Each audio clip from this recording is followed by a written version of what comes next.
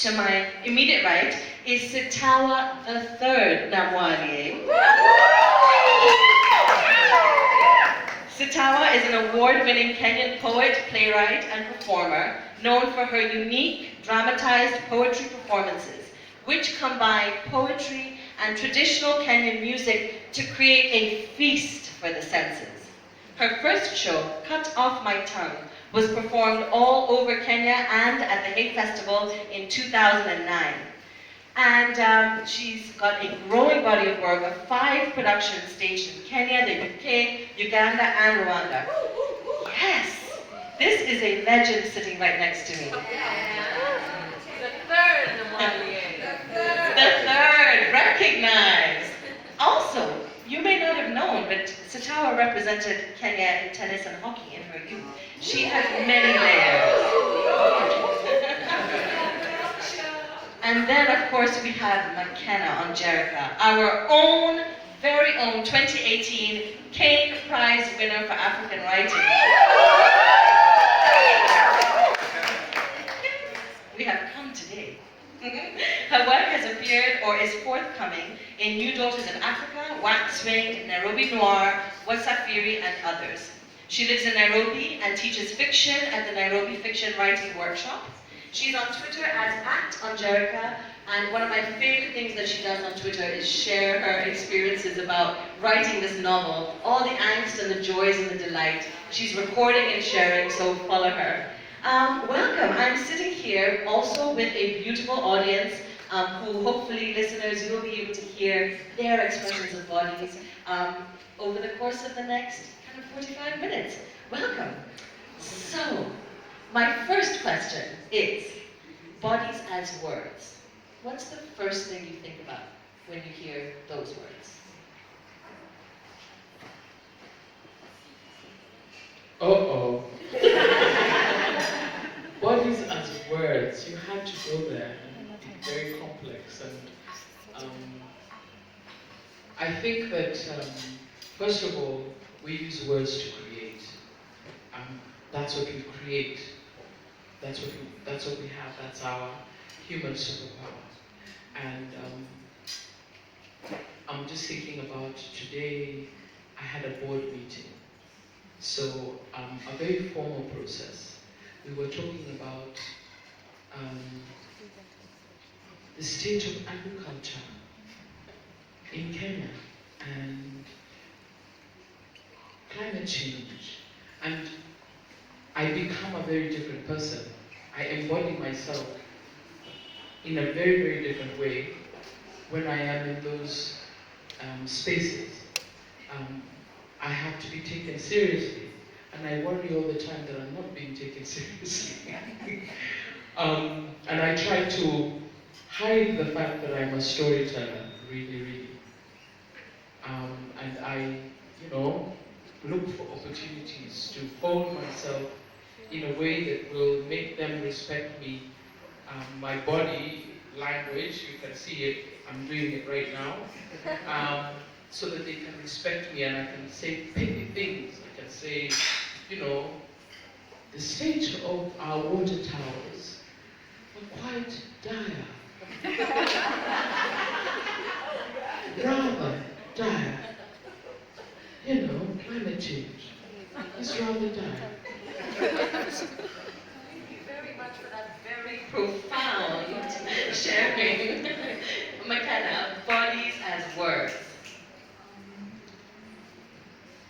Okay, first of all, I have to say I'm not sure what to say about bodies as words, but one of the things I'm thinking about at this point is how when I am writing, a lot of the things that I'm trying to do is to translate the body into words. Part of what happens with that is sort of the cliches of how the body reacts. How do you take all those beautiful expressions that the body makes and put them on paper in a rich and interesting way that's not cliche? So one of the things we've been talking a lot about in my class we have a WhatsApp group, and everyone who's been through my classes at the Nairobi Fiction Writing Workshop is part of that WhatsApp group. So one of the things we've been talking about for about 4 months now is, how do you write good sex? Because if any of you maybe have been following the literary world news, there's the Bad Sex Awards. And you read some of these things that amazing writers have written, and it's just cringe-worthy. So just that translating the body into, fiction and something that someone's gonna read and identify with. I don't find it easy. I really have to catch myself in the act of people sighing and people nodding and people, sort of breathing heavily in my writing. Because I'm really trying to, tell you how they did it, but it's not so easy. I'm not quite sure that bodies can be translated into words entirely. So how do you write good sex? Keep right over it. No, honestly, that's the trick. Just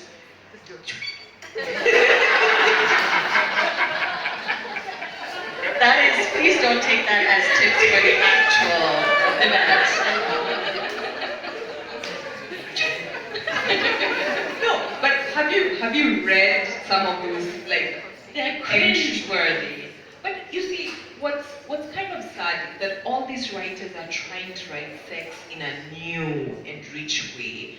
And I think the one piece or thing we've agreed on and said, okay, this was a really good sex scene, and I encourage everyone to maybe, even if you don't read the book, try and find the sex scene. It's from Atonement by Ian McKeown. He has a really incredible, 6-page sex scene happening in a library, and they are having sex, standing up. It's incredible. So, it's just all about sitting there and trying to learn from these people and just being I am defeated by the body. It's how it moves and how it feels is so difficult to translate on paper. Although I experience it every day. I experience how my body moves, yeah? Sitawa, are there elements of expressing your body in words that defeat you? Okay, first of all, my relationship with my body has changed over time. You mentioned my sporting past, and one of the things that I totally loved my body when I was a sportswoman. It did everything I wanted it to do. It ran fast, it jumped, it just did everything, and I literally reveled in my body. And now I cannot run. I can't believe it's me. I'm I cannot, from there to I cannot run. And so one of the things that I do is I watch other people. So watching other people and watching them in their bodies actually helps inform me to write about right bodies. The watching is a wonderful thing because very often our words say one thing and our bodies and eyes are saying something totally different. Totally different. It's really something. I have a poem that I wrote recently. It's called something about a father of 9 children. But the 9 children are 8 girls and 1 son. And note, 8 girls and 1 son. And he's not 8 daughters and 1 son. It's 8 girls and 1 son. And he's busy saying, I've got no problem. And it's taken from a real life experience as well as watching men watch their sons. And they have such a longing in their eyes. And this guy was saying, I love all my children, all 9 of them. But with his eyes, he was longing and wishing he was a magician that he could turn his daughters into sons, his surplus daughters into sons. And then he comes out with the story, he tells the story and he says, he himself was the only son of his parents. So there's been such longing in his family, his parents, various generations of longing for these sons who are not forthcoming. They keep producing daughters.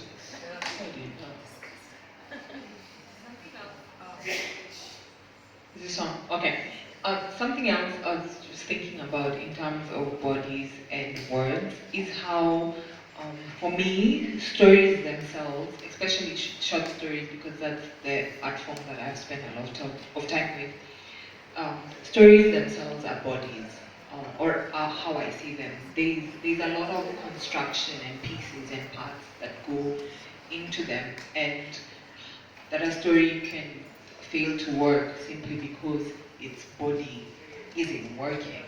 So at the same time that I have this problem with translating the body into words, I have also found a way of sort of reproducing the body by creating the structure. And it's interesting to me, it's just a random thought that comes to me, that almost everything we have created as human beings is some sort of replication of the body. And it's just not enough. You look at a car engine, and you know the car engine is very much like the heart of the human body, but it can never be like the human body or the human heart.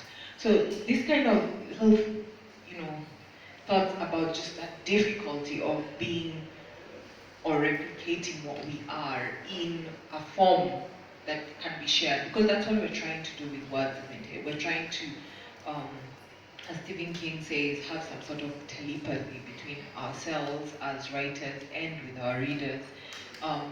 And just that, how it fails telepathy. I also think sometimes about how the only thing I truly know is myself. It's my body. And every story that I write is me. As much as you may think, oh, I'm so artistic, or I got there, like, every single thing that I produce is me. In fact, I am not even sure that you exist. But I know I'm here, but I'm not sure that you're here and you're not a projection of myself. It's very crazy and scary too.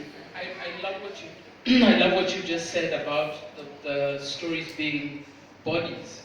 One of the things that sometimes I do when I'm writing, like I've written a play called Room of Lost Names, and there's this character that I insisted, I wanted this character to exist, and I insisted on, I'll change this character. I'm thinking there's something wrong with the character existing, but I'm insisting that the character exists. And eventually, after several years, I've finally accepted it shouldn't exist. It's like having an extra arm. So the character was an extra arm, and the audiences can see that you put an extra arm, and it would be fine if that was there was truth in it, but there's no truth in it. So, very, very interesting what you say. I love that idea. The idea that beneath the story, there's all the different organs that need to come to work, that need to show up for that story to work. And that's probably honed over years of, you arrive at that after years of being in this work, I imagine. So that our audience get a sense of who you are as writers, I would like to invite you to share something. Makena, could you share with us an excerpt from the piece that's published in the anthology? Okay. So before I get into this piece, I'd like to say that this story is very special and different, because it's the first story that I've ever written that I have written in under a year. I usually, will write a story and sit with it for a very long time before I can put it out. So either it's that my body of work is becoming something that I produce faster, or I'm, becoming someone who can let go of stories, or maybe the story is just a disaster, and It's not, it's brilliant. Anne and I are delusional together. And me, it is brilliant. There's soon going to be a chorus. Okay, so I am now going to dig through my phone and find it. I had saved a copy. Also, one thing I wanted to say is that although I'm published in the anthology, we haven't yet seen it. So it's interesting that part of the sort of thing that we're talking about, this body that we're part of, is also something that we're just a piece of, you know? And then you don't know what the rest of it is like. Yeah, I don't know what the rest of it is like. Part of the strategy. So how long do I read? Do you give me a signature? As the spirit moves you. Okay. So the story is called Vashti Refused to Dance. When a friend confessed that she too had done it, whispering over coffee in an overpriced Nairobi cafe, Illuminata felt she was joining a sisterhood. Afterwards, walking from Kimathi Street to her bus hub at Commercial, she perused the female bodies she encountered, trying to discover which of them was her king. The skyscrapers seemed to lift their skirts in the wind and demand, "Look at us. Look at us."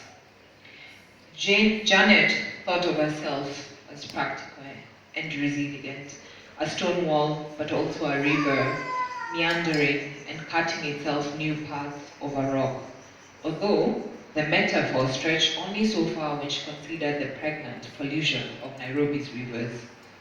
She promised herself that she would regret nothing. Since puberty, Ruth had waged wars to wrench her body from 1,000 clammy demands. It was a body of curves and dips, of excess fat that she pinched in front of her mirror on occasion, but the insults thrown against it that other women insisted were compliments had left it pitted and scarred. She underwent the procedure because she could, because she wanted to, because it was her right to do as she pleased with her life and body. They were young and in their first bloom. They were older and wiser, but still perplexed by what life had made of them. Jerry was 15, and the world had ended, leaving her shouting into a void on a high precipice. She was wind-blown and brittle by the time she ran out of tears. Her parents paid for the procedure. Evelyn was 21, and she and Kevin felt themselves to be encased in a cocoon throbbing with anger and uncertainty, something that could digest and dispose of them. But they swallowed the blame they had for each other and held hands on Kevin's single bed. 2 days later, they borrowed money off friends to get it done. At 27, Eunice was fluorescent and buoyant, untethered to this world. Her sugar daddy of 69 wanted to marry her. He was, surprisingly, the best sex she had ever had, but she did not feel like being anyone's fourth wife. They were short, they were tall, they were fat, they were thin, but each felt she wore the same shapeless dress. Nema sent her boyfriend of 4 years a photo of the stick after she peed on it. He was in the next room, laughing at Trevor Noah on TV. Too soon she heard him say, as he guffawed and slapped the recliner's arm. After five excruciating minutes, in which she excreted fear, he replied with a tad emoji and slammed the main door as he walked out of her life. Teresia stood her ground, even as he wept and begged for this blossoming between them, this hope, this chance. "I just don't love you," she said. Charity loved Jesus and was in the church choir. Those who saw her wailing on Sunday morning thought she had been moved by the Holy Spirit and envied her. Nancy rescued a banker in a nightclub in Westlands. He stood where the strobe lights could not stroke him, watching the dancing and drinking, looking marooned. "Why the long face?" she asked, in her shimmering mini dress. "Because you had not yet arrived," he said. He had perhaps lost her phone number, and she had definitely deleted his the morning after. Agnes had a new man every month, inspiring gossip in the block of rental rooms where she lived, and clandestine visits from women who knocked on her door in the dark to beg for a tinder of her witchcraft. One of her boyfriends flung money in her face for the procedure and called her careless. She carefully collected every note off the floor. Diana's man was another woman's husband, and she a well-known social media influencer. She was Vashti, protecting her nakedness from the eyes of an entire country, although they loved each other, and his wife was a mad bitch. You ask what they felt. You ask if they felt at all.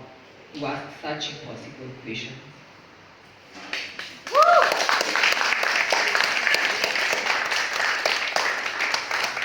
Thank you for sharing that, Makena. The first time I read it, it felt to me almost like it was a line of bodies stepping up and saying, "See me." I'm curious about when you read the call out for the bodies theme, what was the line of curiosity that you followed that led to this piece? So do I tell the story? So actually, there's another piece that I had been working on for a year. One of those 1 year stories, probably even longer. And this is a story that faced lots of rejection and stuff like that. And then the call out came out and I was like, yes, this is it. And actually one of my graduates is here. She's called Gladwell Hamba. And she's read my story a lot. So I immediately wrote her and I was like, yes, this is the one we're getting published. So I sent this story to Jalada, but I had previously submitted it to another to another magazine as well, and they both said yes at the same time. So I ended up sending this story, which was like really fresh and new, in to Jalada. And what's interesting to me is that I hardly ever write a story, like two stories that have a theme together, that I ended up having 2 stories for this thing. It's just, I don't know how that happened. But Anne and the team were really gracious about forgiving me my double submission. Yeah.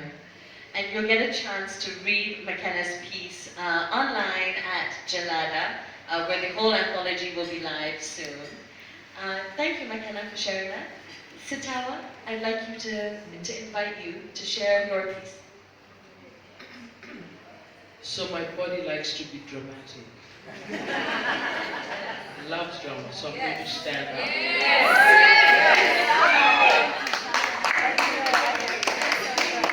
Now the third Namwalie. Yes. So this poem, some of you may have heard it. It's had quite an outing. It's called A Woman's Body Parts, and I'm really thrilled that Jalada's publishing it because I have been asked for it many times. So you're going to take it out into the world. And I wrote the poem in 2016 as I watched the Hillary Clinton and Donald Trump interview. Poems come from strange places.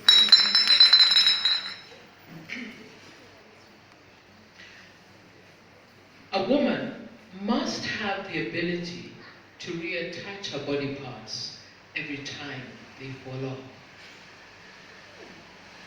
This useful advice was given me by my grandmother as we sat together peeling bananas for a meal.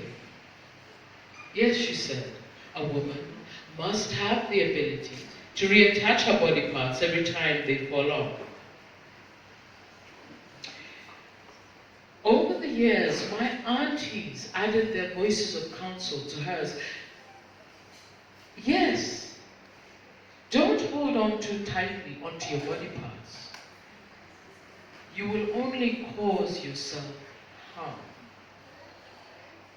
I confirmed their words as I watched my mother reattach her body parts every time they fell off. My grandmother was unequivocal. A woman does not have the luxury of permanent body parts. They must remain detachable. By the time she is grown, her body parts will fall off quite regularly. No cause for alarm. She must simply gather up the fallen bits and pieces, put them back together again. When she falls into disarray, only she knows her design. A woman must have the ability to reattach her body parts every time they fall off. Now, her body parts may fall off when she feels threatened, when a man stands and scowls over her, or when her opinion is disregarded. A woman need not be alarmed. She must learn to simply pick up the fallen body part and reattach it. My grandmother was clear with her instructions. To reattach a fallen body part, a woman must start with the arms. With her hands firmly in place, she can reattach the other parts. Now, a woman's nose may fall off quite regularly. It is a rather sensitive part of the body and has a tendency to take fright, jump off the face and go into hiding. When reattaching the ears, a woman must start with her left ear, then her right ear. This will allow her to hear again. When attaching her lips, a woman must take care not to reattach them upside down. She does not want to look strange, like a bird with a beak. Now, she can pop her eyes back into her eye sockets. They may make a sucking sound when pushed back into her head, but this is a small price to pay to recover her vision. Okay, now she can place her head back onto her neck, being careful not to lay it askance, or worse, back to front. Finally, the legs. Attach the right leg, then the left leg. My grandmother added this bit of wisdom as we sat in the dark, awaiting sleep. With her legs firmly in place, a woman can go anywhere. But what should a woman do with her welling tears, I asked. Grandmother was clear on this too. Let the tears flow. Let them go. Let your wounded core escape. It is the only way a woman can keep from damning her soul.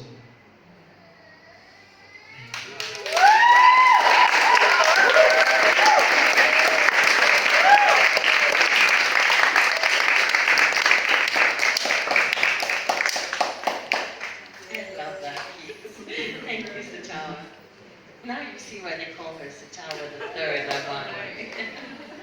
What was that?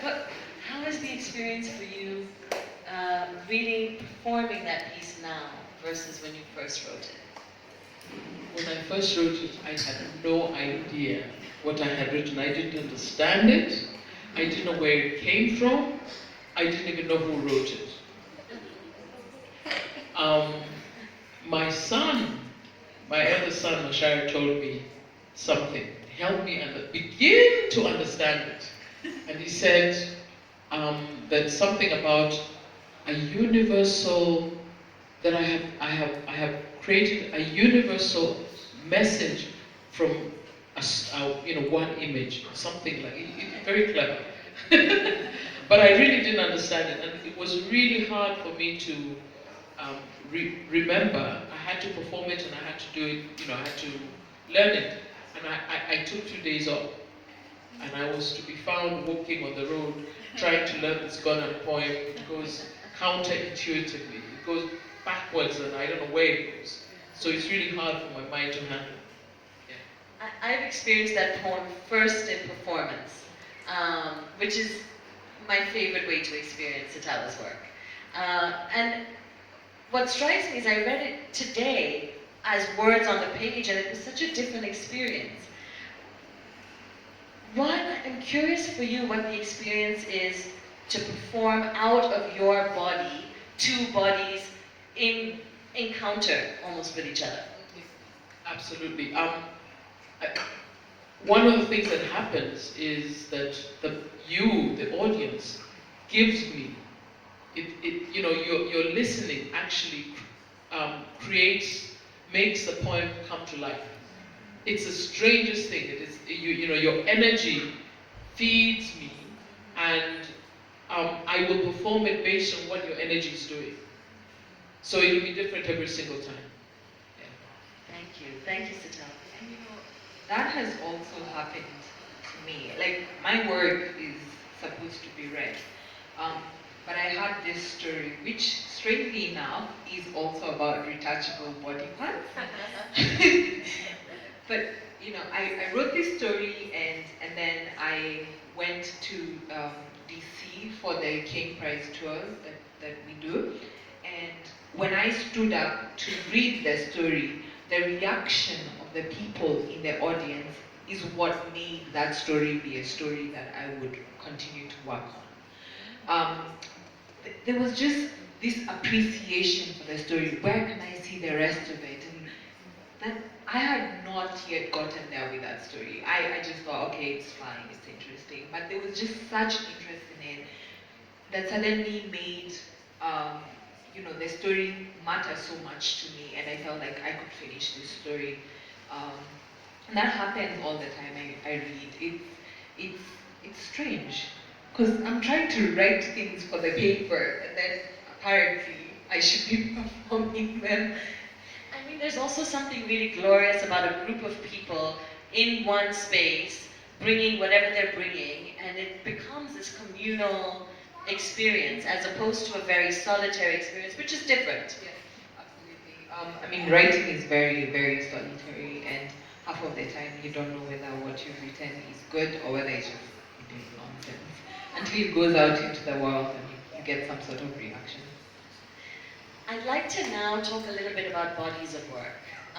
And Makena, as someone who's been running intensive fiction workshops for a while, when you reflect and look at the body of work that's emerging from these workshops, what surprises you? What are the compulsions that people are dealing with? What are the writers finding interesting? It's a wide variety of things and very different from my own concern.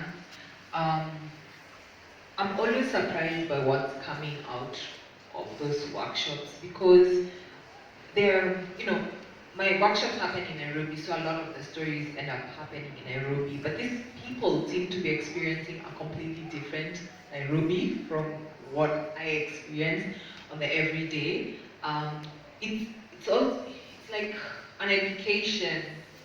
You'll see someone, or I see some writers talking about women in a way that I've just never fathomed, although I'm one.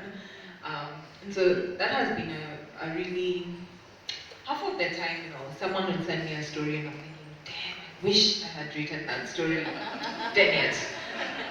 But it's someone else wrote it. I almost feel like I wish it was acceptable for us to have this sort of collaborative thing, because I'm strong on the editing side and sort of the shaping and everything. So they do the initial conception and then I do the editing and it becomes my story. I can't do that. Can't steal another person's body. Okay. Well, I suppose you could share. I mean, yes. I can always hear from the audience, they're like, yeah, we'd be down for that. The interesting thing is I think you can do that in a lot of artistic spaces and genres. But in writing, it's a bit harder. Writing is this solitary star kind of thing that goes on, and even when you have books that are written by two people, I don't know, maybe other people in the audience can tell me, do you actually read books that have been written by two people? Ever? Yes? Yes. How many, anyone else who's read or regularly reads them? I skip over them so fast. I don't know. I feel like, yeah, there's something there that's iffy. Maybe it's a place to be explored and think about why is that not so welcome, you know, in their writing space. And also those two forms are so different, right? The ideation and then the editing. There's such different disciplines. Yeah. And actually, if you just to push that thought forward, one of the things that you learn as a young writer, as you're getting into it, is that writing is actually collaborative. At the end of the day, it's sort of the name that's going to be at the bottom, but sometimes you don't choose the title of your story, you don't choose the cover. Your editor is going to do all this work. But we tend to pretend that writing of fiction is solitary. Me, myself, erotic. Yeah, exactly. Thank you. Talking of bodies of work, Sitawa, you've been in this game for a while. How would you describe your body of work? How would I describe my body of work? Okay, so my first piece came to be known as, it wasn't me who picked the title, it was actually Mabani Garland. It came to be known as Cut Off My Tongue. And I started writing in my 40s. And I had wanted to write as a child, and then one thing led to another, and I thought I couldn't do it. And eventually I got the courage to do it, to write. And my first piece, the piece that became the beginning, the first body of work, was the most delicious experience of my life. Nobody expected anything of me. I didn't expect anything of me. Each piece was like a celebration.